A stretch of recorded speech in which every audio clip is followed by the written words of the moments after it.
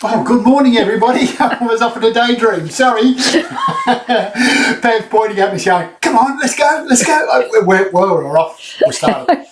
Oh, I was just thinking about what do I say today? How do I go about what well, start again. So, start anyway, again. Start again.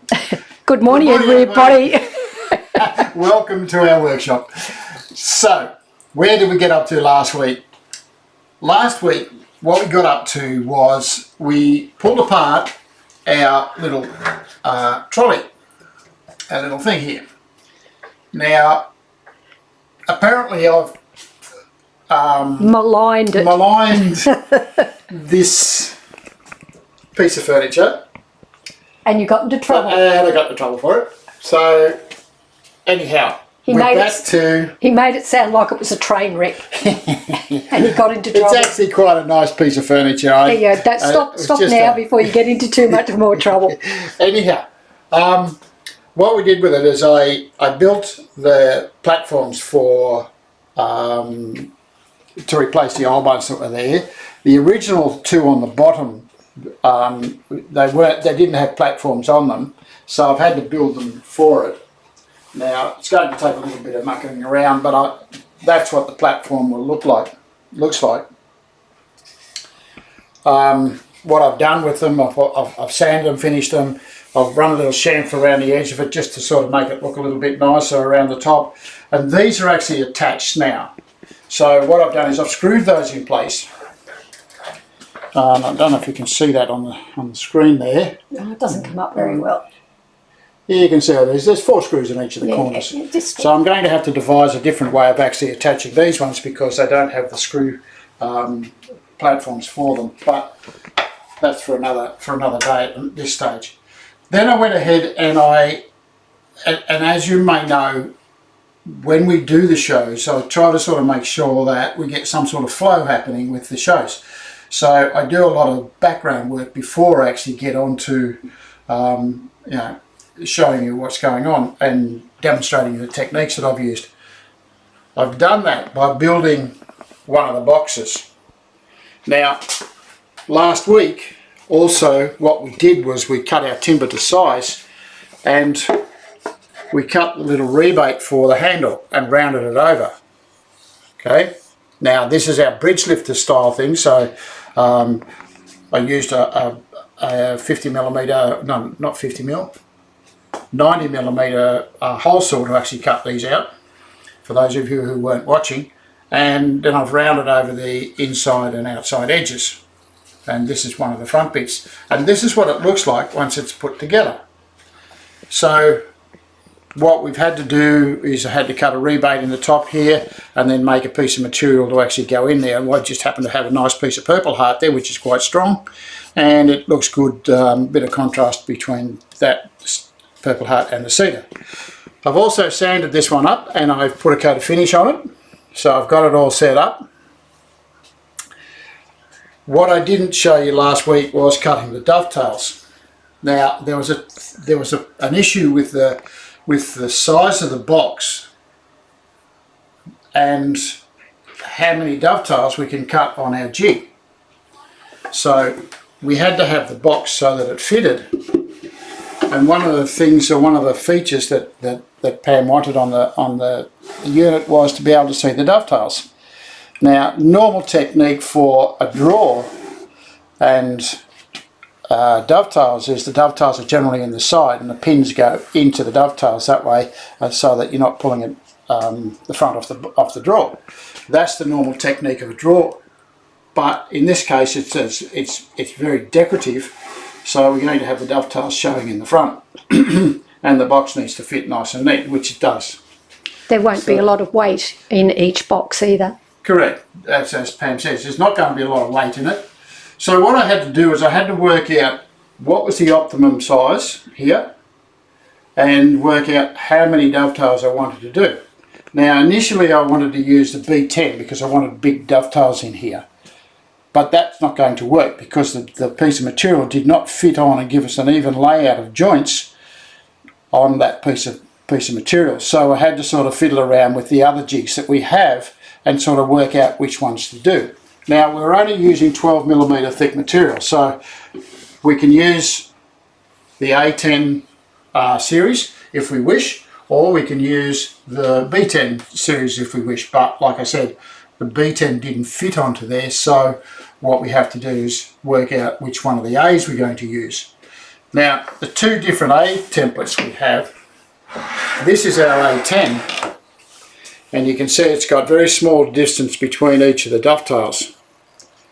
And if I put the piece of timber on top of there, you can see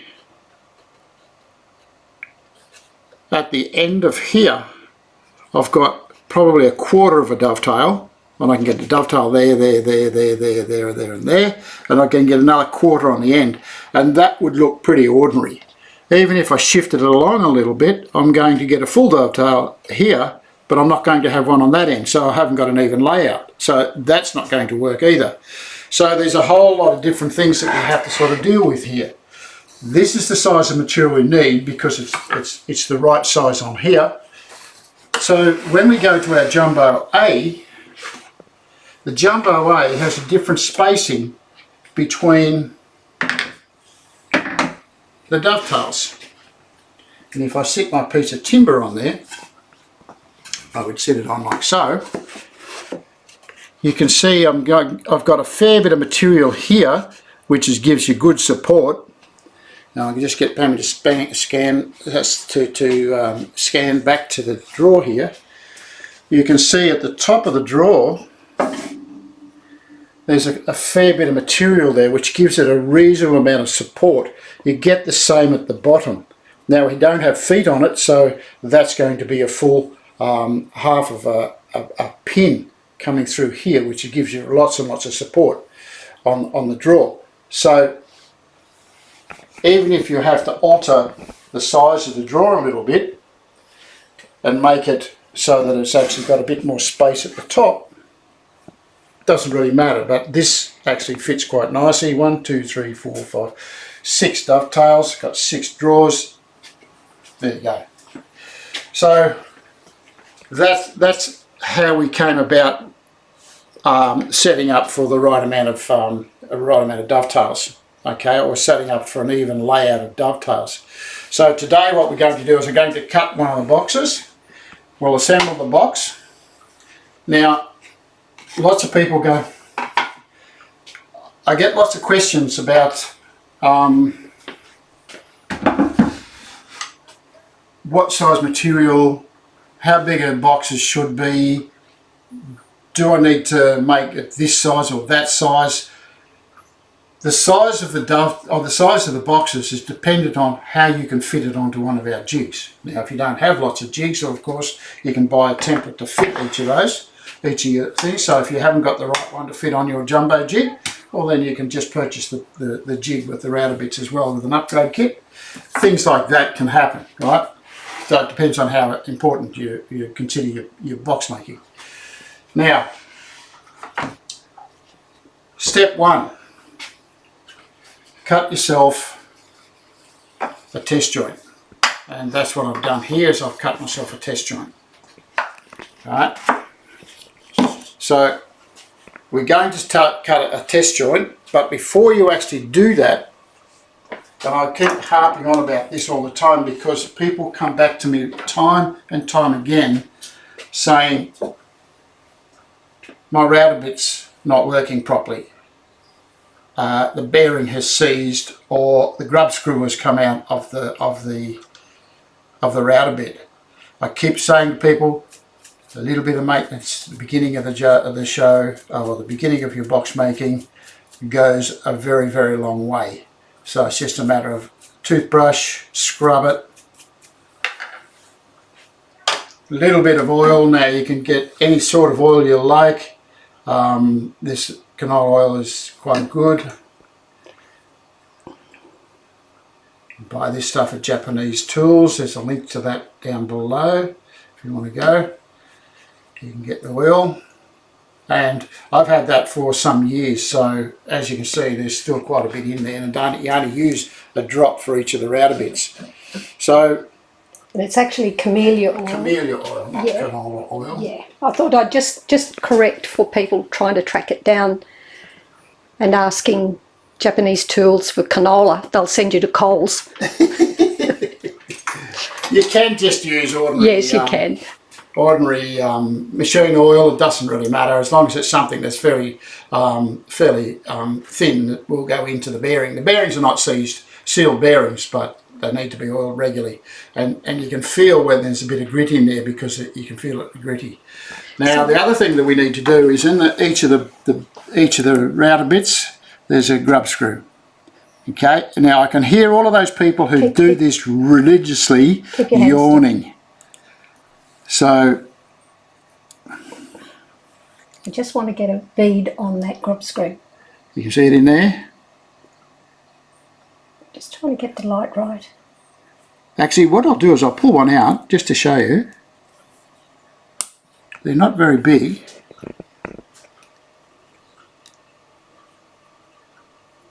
If the grub screw comes out,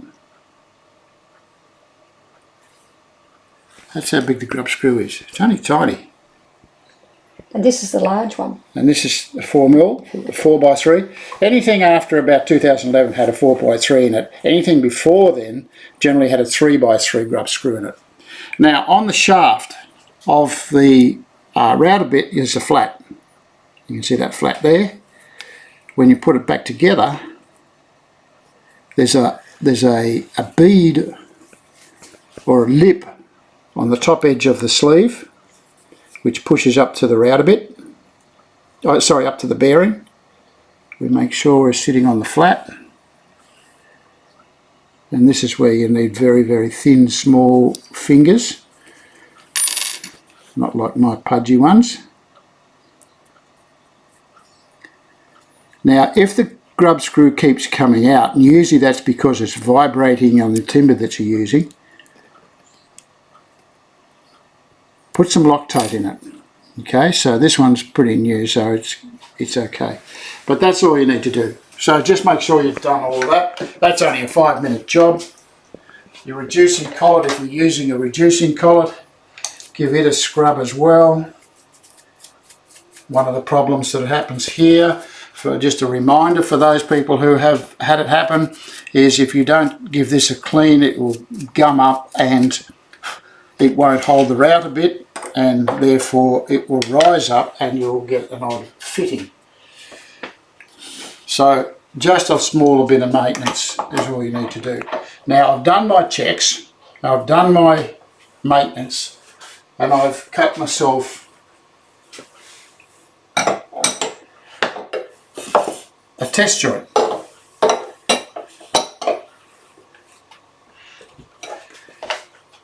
So the next step for all those new people is to adjust the height.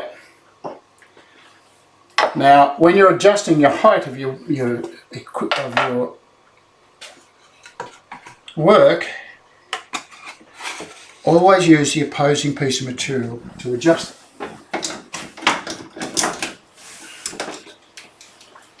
Okay.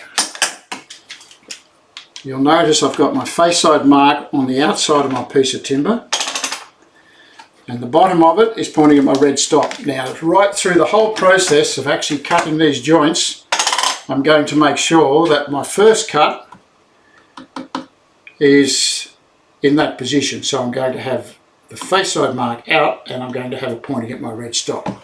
That's just for all those new people who've not used this before, who are planning on buying one. Explain why you have the bottom mark at the red stop. Now, as Pam has alluded, the reason I have this pointing at my red stop every single time is, for the first cut, I should say, for every piece of timber, is that I've set my distances here by eye. Okay, I haven't used a ruler or anything, I've just set it up by eye. I'll take it off and just show you once more for the newbies. Derek, I'm sure you've watched this a million times before. I can put this anywhere I like on the jig. So dovetails. I can put it wherever I want, and I just do it by eye. And so if you do an uneven layout, so if you have a tiny little bit of a more here, a little bit less there, that means that if you cut your first joint in the same spot every single time, you'll find that you'll have a flush base on a flush top and everything will fit together. So that's the idea behind it. Now when you adjust the height,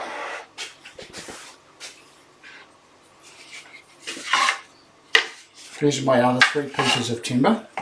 They're all the same width, they're all the same thickness, and they're all the same wet length, basically because the boxes are square. So, because they're all the same, I can choose any one of them. I generally sit like this and adjust here until I've got a 1/2 millimetre above the piece of timber. Now, what I have here is my height adjusting block, and it's the same thickness as my template. I could sit the piece of timber on here and adjust it that way if I wanted to, but this makes it a little bit easier. Okay, now that's the simple way of doing it. What I've done is I've set up one of my LARK tools so that I don't have to fiddle around doing that. I can use my LARK tool. I've got my bright yellow one, and all I'm doing is set my height. So you can see that's exactly the right height, 26 millimetres.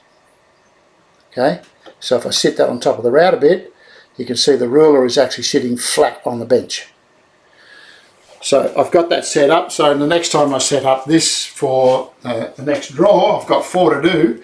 If I have to pull it apart and I want to set it up again, I've got my measurement on my yellow LARK tool. and that's allowing for the 1/2 mil overlap, isn't it? Correct. We're allowing for everything that we need to do. So now it's just a matter of cutting the joints. Now, when we use the jig, hands flat on the bench.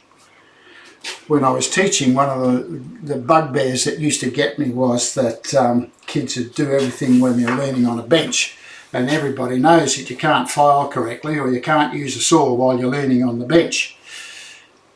Well, since we've had the jig, I've changed my tune and now lean on the bench and just small movements back and forth. Now normally I would have a dust extractor system sitting here so that we can catch the sawdust and all that sort of thing. We're not going to do that because Pam can't get to see what goes on with the camera. So we don't put that on there until later. We're going to use another technique where we need to use the fence. But for this exercise we can do without it. Okay, so we're all set up, ready to go. Now don't forget, you've cut your joints, you've cut your test joints, so you know you're quite confident that we're going to have perfect fitting joints. If not, adjust your jig, go through your manual. Now if you're looking for LARK tools, there's a link to Derek Lark's site on Just below. Okay, ready to go I think? Yeah, let's do it. Joints. Let's do it. Okay, ears on everybody.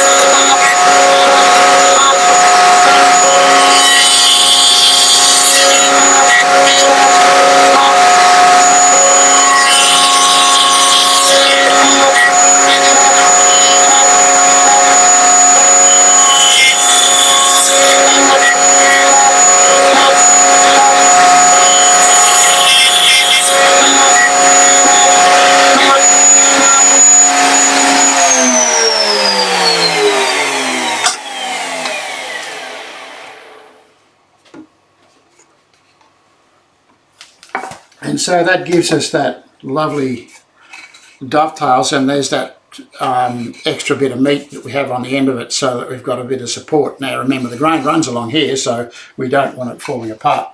So when we take it out of the jig, rotate it so the face side mark is still on the outside. Drop it down. Just push it down hard against the template.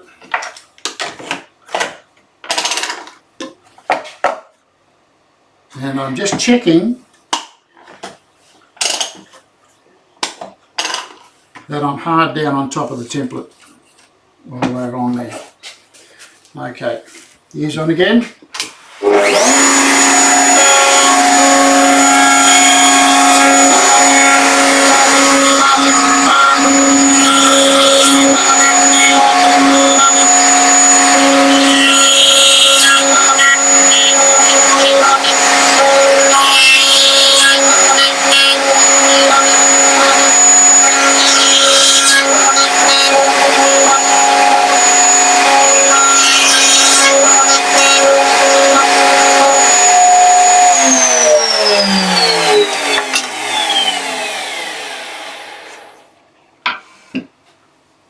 The inside of the box, the inside of the joints are cut really nicely, so there's no movement at all. Now I've just got to find the other bits. You'll notice I've got a number 5 on there. I've already cut 4 boxes. I've got 1 there, and I've got 3 more that I've already cut here, and I've got another one there that I'll do later down the track. But right now I need to use the back piece. So what I'm going to do is I'm going to choose the piece that I don't think would look nice visually. So therefore this one here has got a big grain spot right in the middle of it. So I'm going to just sit that one at the back. There's nothing wrong with the piece of timber. The piece of timber is okay. It's just visually it doesn't look as nice as the other ones that I've got here for the side. Okay, I'll lock this in place. Just check to see that we're hard down on top of the template.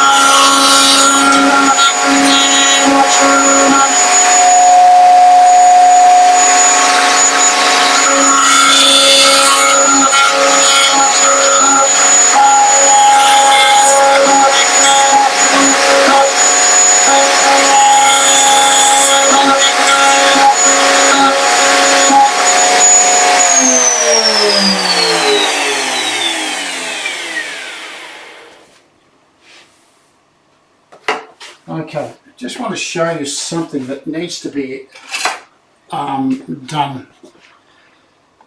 When we're running our bearing on the template, the bearing is smaller than the space that we are working in. Alright, it's about 2/1000 smaller, I think. So what we need to do is when we cut these, and this is a big mistake that a lot of people do, we don't just go in and out. You'll notice that I've gone in and then I've gone in and out a couple of times more. What I've done is I've run in the right hand side of each of the spaces. So there's my space. I run against this edge here all the way to the back, around the back, and back out on the other side. Very important that you do that so that you remove all the material out of here. That gives you your size. And when you're doing a test joint, you need to check to do that, because if you miss one of these, the next thing you know is one of them is too small, and your dovetails don't fit very well. I often see people with a mallet banging dovetail joints together. It's not necessary in my opinion, but then again, that's my personal opinion. I don't need to use a mallet to get things done. If you can't put it together with just a little tap with your fist, well then you need to adjust the jig somewhere, or you need to recheck how you're cutting. Okay, so it's technique that actually gives you that perfect fit, particularly with the jig. If you're a hand cut dovetail person, well then of course you've got different things to work to, different measurements and so forth. But see, now I have two pieces of timber with, well, look at it, I've got 12 dovetails in each one, and I've done it in 10 minutes. I'd love to see somebody do that by hand in that time and have them perfect. So now, turn the jig around to the other side, and when you notice on this side here, all of the dovetails, all the fingers on the template are tapered. The further out you are, the more material you take off. The closer in, the less material you take off. And this is what you adjust. These are the bits you adjust to fit your dovetails. The dovetails are already cut. What I need to do now is cut myself the pins to fit into those dovetails. So don't need to shift anything. The stops are in the right place. Just make sure that you have your face side mark set up exactly as I said to you earlier, and that is the bottom of the box is going against the red stop for this exercise. You can do it the other way around if you like, but I tend to sort of stick to one routine. That way I don't make too many errors. Change my route a bit. Now we tidied up the route a bit before, so we don't need to do that again. Find the spanner.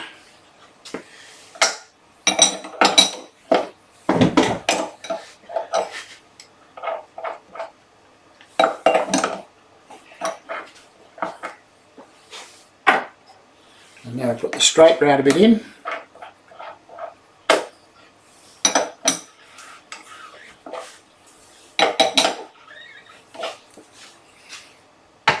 And I'd set my router at the same height. Now the reason I can use the LARK tool to set this to the right height is because the cutting tooth on the router bit is the same as that of the dovetail.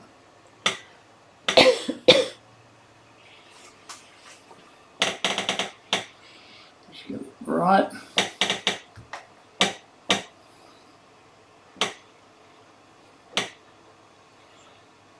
I've got that pretty good. Now just to show you that it's correct, this is what I would have done if I didn't have my LARK tool. I would have got the piece that I've got my dovetails on, and there's my half millimetre. Okay, so that gives me a perfect fit. By setting up the LARK tool, I can get the fits that I need. Saves a lot of faffing around, doesn't it? It does. It does. Once you get used to it, once you do it regularly. I'm just going to check that.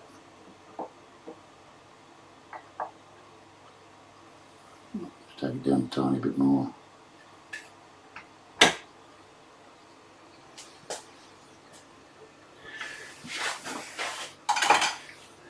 Once you get used to doing it that way, you'll find you'll find different techniques to do things. Now, I've got something stuck on the bottom of my jig. I'm not quite sure what it is. Probably a bit of glue or something that I've had on the bench. It's catching. I have a nice flat clean bench. Do that. Okay, now when you're cutting this one, you'll notice the distance between the pins here are way bigger than the other ones, and so what we need to do is need to take a little cut across the face of the joint before we actually take the material out. So we've got to take all of that material out of there.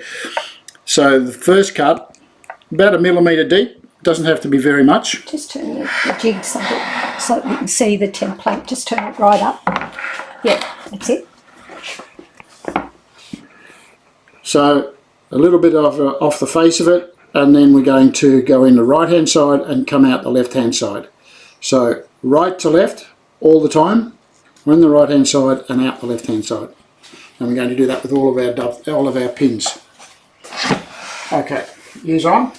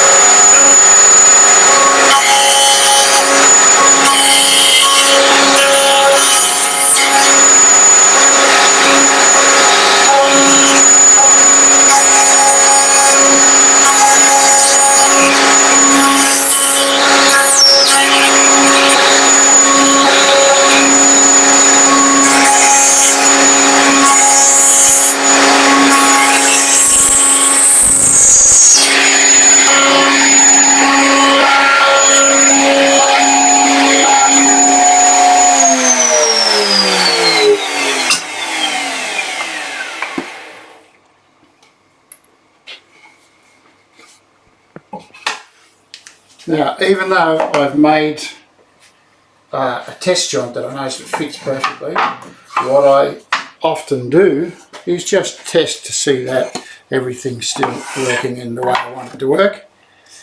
So a little fit.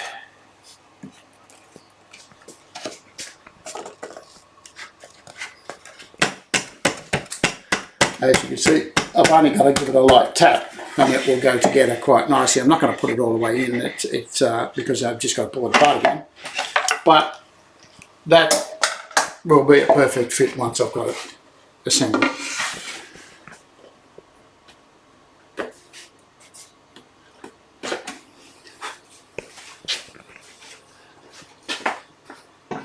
Okay, so now I just need to go ahead and cut the rest of them. I'll put that up there so that I can get it next. So I started here, again, rotate, face side out, face side mark out, lock it in.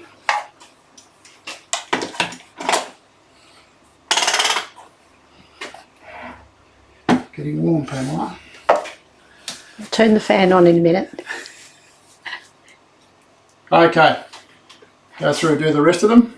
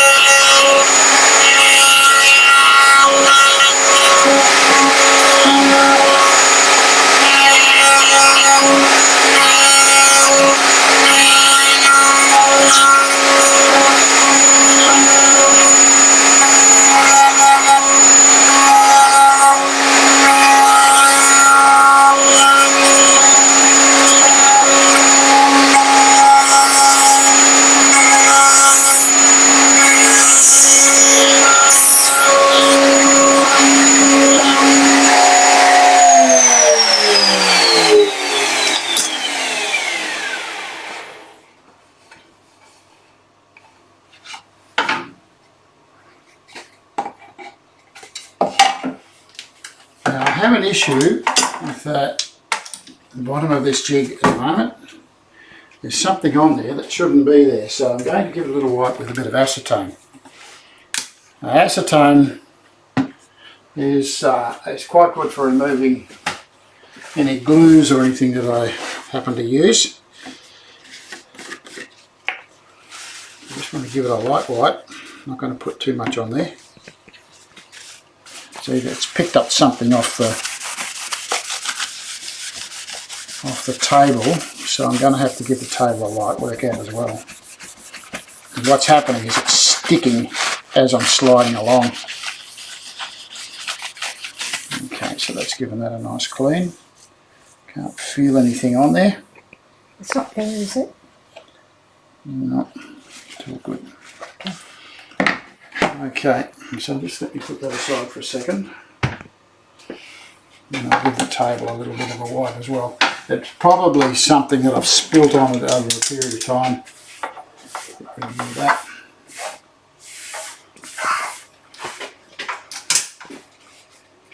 So occasionally you need to do things like this just to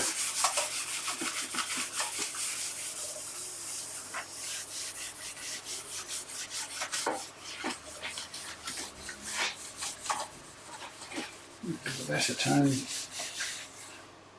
Smells ordinary, but does a great job, and it dries very, very quickly.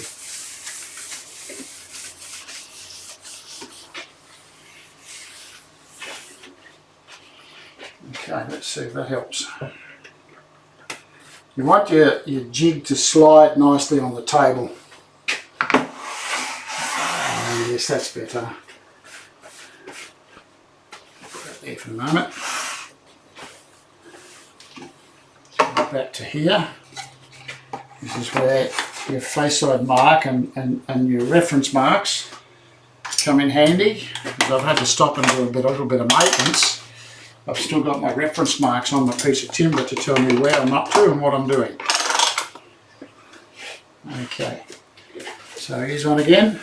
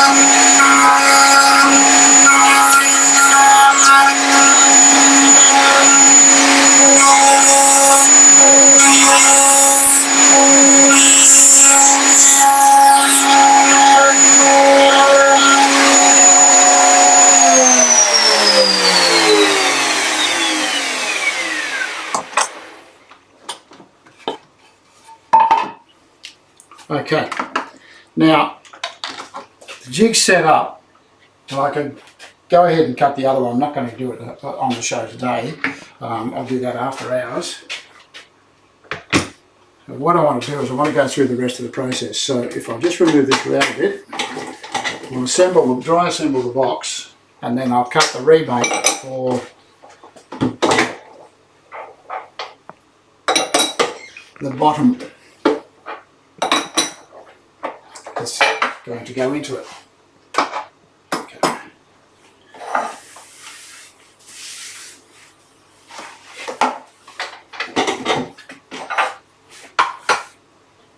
Okay. So I found the easiest way to assemble this is to sit the dovetails on the bench like that.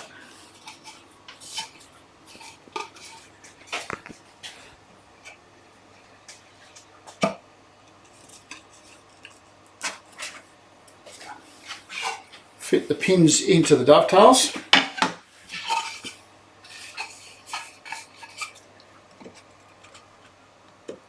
Now remember, your face-over mark is the bottom of the box, so all the bottom marks should be showing at the bottom.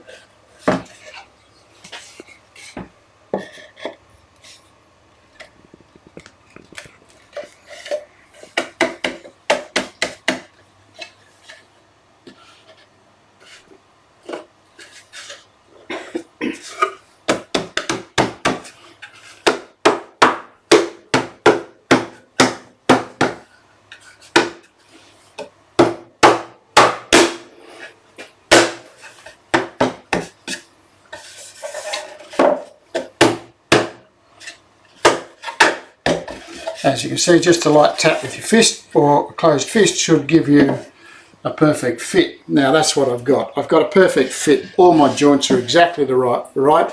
I'm flush on the top. You can see everything is flush. All my joints fit nicely. And the bottom is flush as well. If it's not, you can always give it a light sand before you cut your trench. Now, next step for this one is to cut and fit a base in it.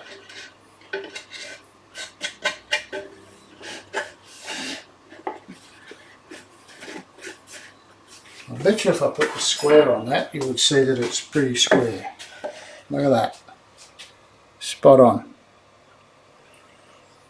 So, and there's no glue in that, so it's just banged together. So now what I want to do is I want to cut a trench in the bottom of here. Now, when we cut the trench, I'm cutting a 4mm trench, basically because that's the tool I have, which is that one. It's our rebate cutter. It cuts a 5mm deep trench, 4mm wide. Now the piece of material that I'm going to put in the bottom is more than 4mm, so I need to adjust this to fit that. Right, I could cut this trench thick enough to fit that, but I'm not going to. I'm going to do it the other way around, show you another technique that, that you can use fitting bases and things together. So my first step, put the rubber bit in here, and lock it in.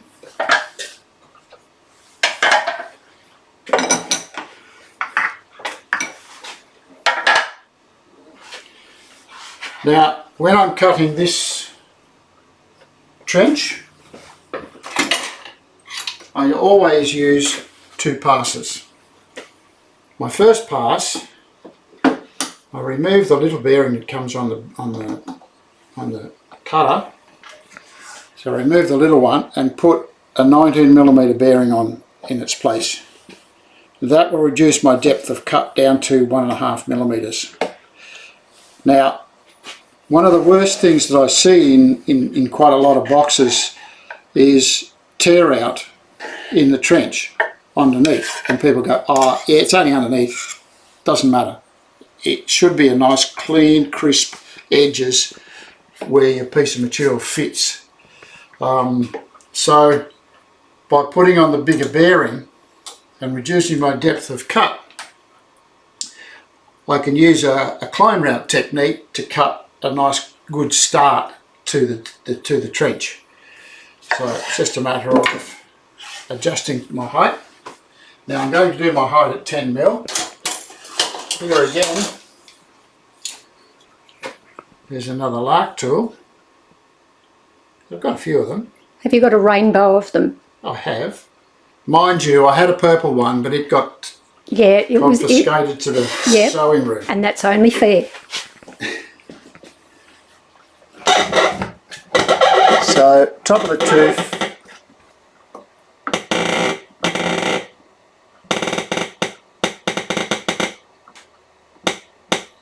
Never mind, pet, I'll get you a purple one. 10 mil. It's not a critical measurement. It can be 11 mil, it can be 8 mil.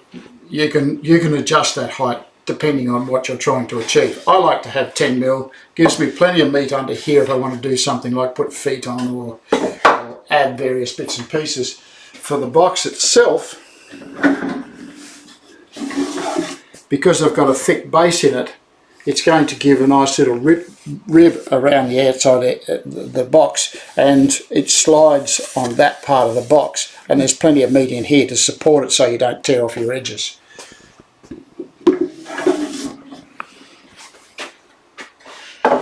Now, safety.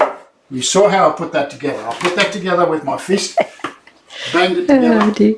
Quite strong. Somebody may consider it enough. Oh, Derek, he just says, purple one ready to go. If Pam approves, you can have it. Okay, we'll have to put it in with the next consignment, please, Derek. Who'd have thought that a little purple LARK tool could cause controversy? I'm just putting some tape around here. This is fibre reinforced tape. I'm just putting that around there just to lock the thing together. Now I'm only going to put one piece on. I could put two on if you have loose, your joints are a little looser than what I've got, then it's always a good idea to put a bit at the top as well. But this one here's all I want to do. What I don't want is I don't want the box to fall apart as I'm cutting it. Now, depending on the timber you're using as well, depends on how you put this stuff on. You'll notice that when I put it on, I did not press it down in the middle there. Cedar is a very light cedar. Is a light timber, very porous, and it is prone to having if you've got really tight glue on your tape, it tears it out. So tears out the grain. So good idea to. Derek says that the purple one is the signature, the Pam Corrigan signature version. Oh, that's very funny. There we go. All right. Let's do it. So how many people have got a Pam Corrigan signature? I don't know. At least one, and that's me. You'll have to put an initial on it, Derek. No, don't be silly. Now, when we're cutting this, the normal technique is to go against the rotation. So if I was here, I'll be cutting this way. But because I'm going to climb route, I'm going to cut with the rotation of the route a bit, which means I'm going to go back the other way. And what that does, that allows the route a bit to actually take a little bit out as you move along. Normally you're pushing against the grain with the cut. This time we're not, we're going the other way. So my first cut, and it's only the first cut, I will use the climb route technique, and then my second cut, where I'm cutting the deepest part, will be correct technique.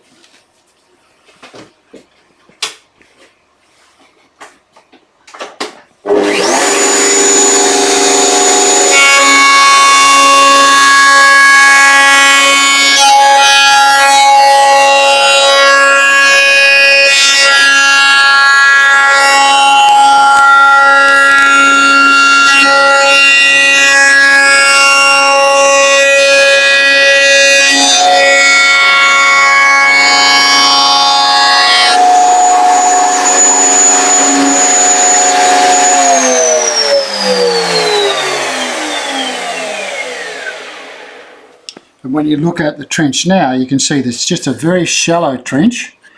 The corners haven't been taken out yet, basically because the bearing won't allow it to happen, but you can see that the top and the bottom of the trench, nice clean cut. A little bit of sawdust here and there, but that's all. So now, just going to change the bearing back to the original one.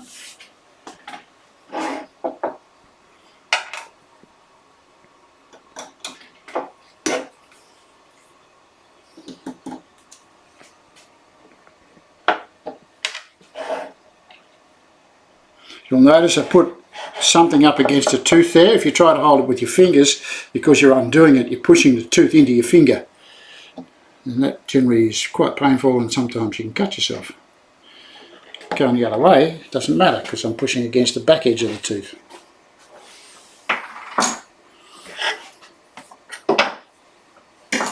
And now, when I do this one, we go with the correct technique. Against the rotation of the router bit.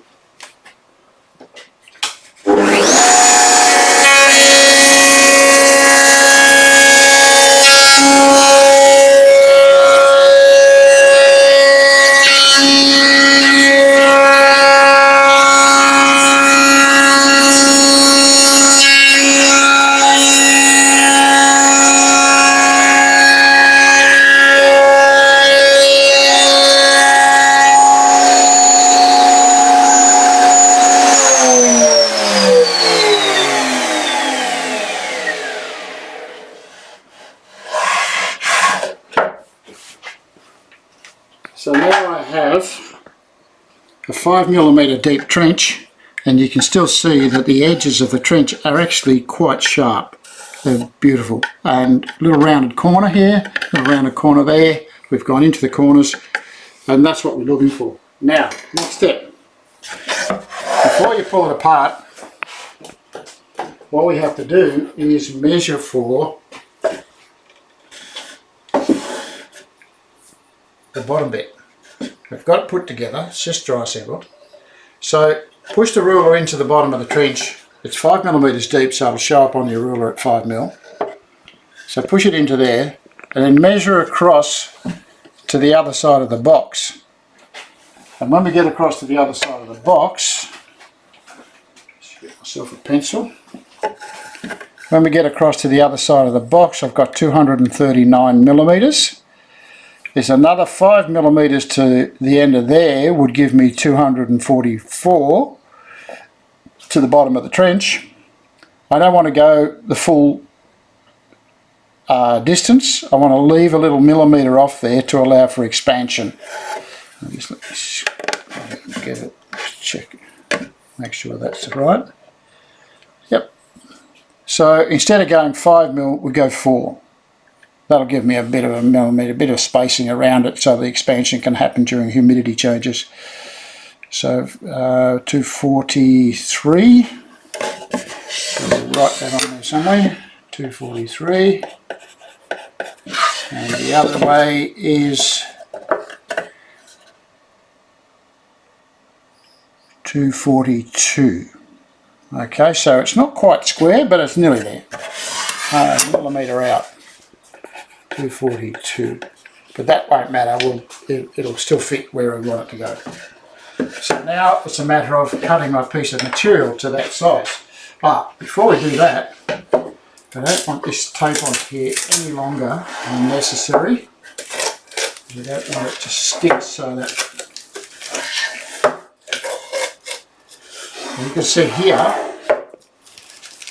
I pulled that down. That cedar is extremely porous. You can see there's a little bit of, it's pulled a little bit of the grain out of the top of it. It's not going to affect it, but you can see if I left it on there for a long time, it would pull a lot more out, and I'd have a very ordinary front on the box. A bit of sanding is going to fix that, it's not a problem. So my piece of material, I had a bit here somewhere.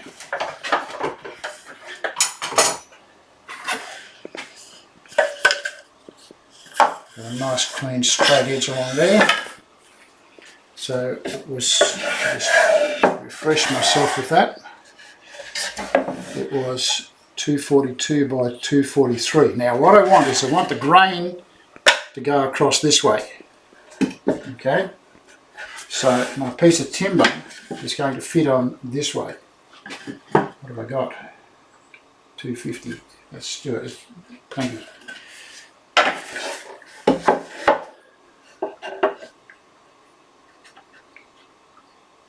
It's 243 across there.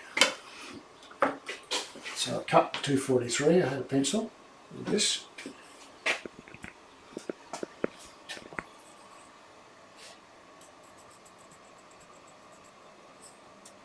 .243. And I'll just go and cut that to size.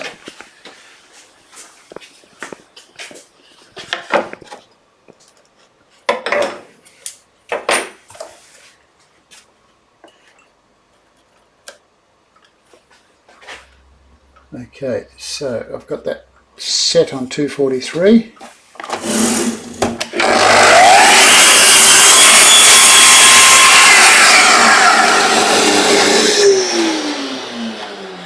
Now when you look at this piece here, and with the width of it, you can see there's damage there. So that little bit of damage there, plus the edge is quite rough. But over here you can see that there's a bit of damage along there as well. So what I want to do is I just make sure that I've got adequate material, and it's 244. So I've got plenty of material to work with. So I might trim off this bit of damage here, and then I can cut from here to here and remove that bit as well. So sometimes when you've got that room to play with, this is a sort of a good way of doing things.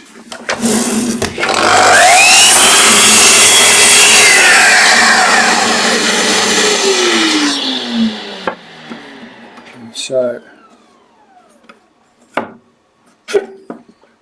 just want to check my measurement, just make sure I am getting it right. It's 243 and 242. So this one's 242. I'm just going to check that because I'm not sure I got it right.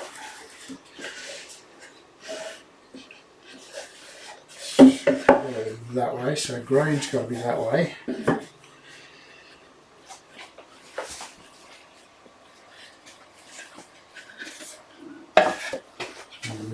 Just recheck. Doesn't hurt to recheck.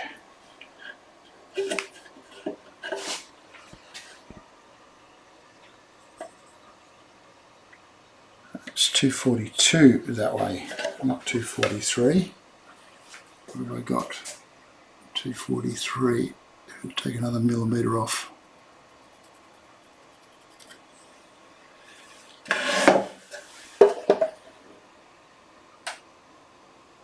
And that one's 243 that way. 242 this way, 243 that way. Good thing I checked that. Nothing worse than having to fiddle around afterwards trying to get things to fit in.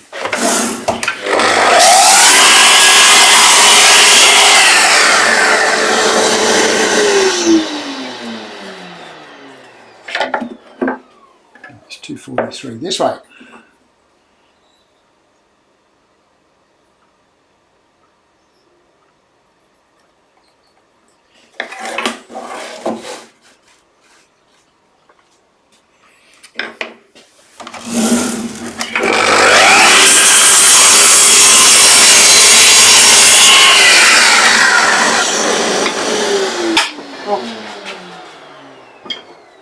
Need that little piece. So my next step now, once I've got that done, is to round over the corners on here.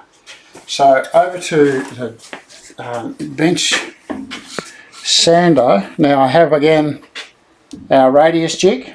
Again, if you wish to get one of those, I have some of these in stock at the moment. I have a combination of this and a LARK tool.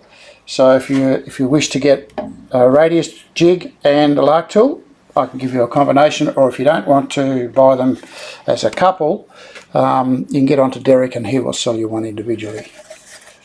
Okay, this is how they work.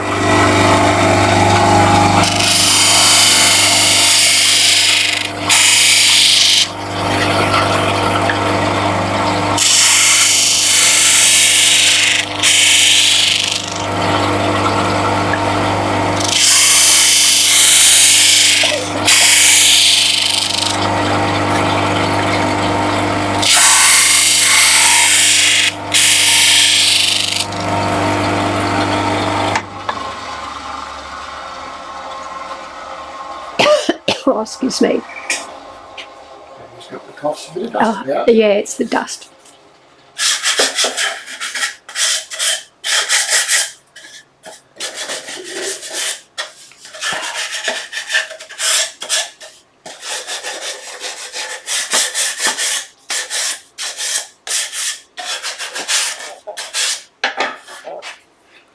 Okay, so what we've done is I've rounded over these edges.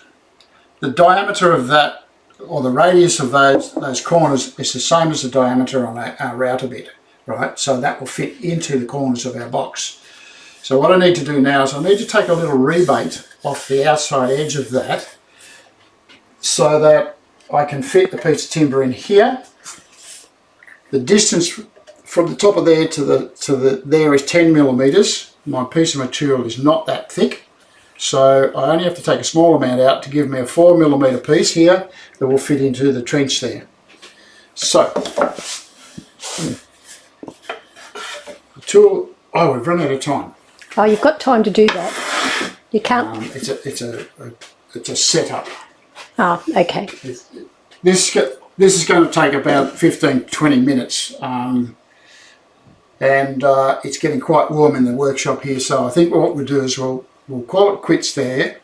In the meantime, what I'll do is I'll cut the other box there, get it all ready for next week, and next week I'll show you how to fit that, and I'll also fit the bridges. The bridge. I'll show you how to fit that. So a little bit of technical stuff next week. This is just the simple stuff of actually assembling and building the boxes. So we've got a number of boxes to make still, but we're going to end up with all of them in there. Okay, so that will be it for today. Now, if you're new and you haven't subscribed yet, please subscribe to our channel, and we will give you a notification, let you know every Sunday when we pop up. So have a good week, everybody, and I will see you all next week.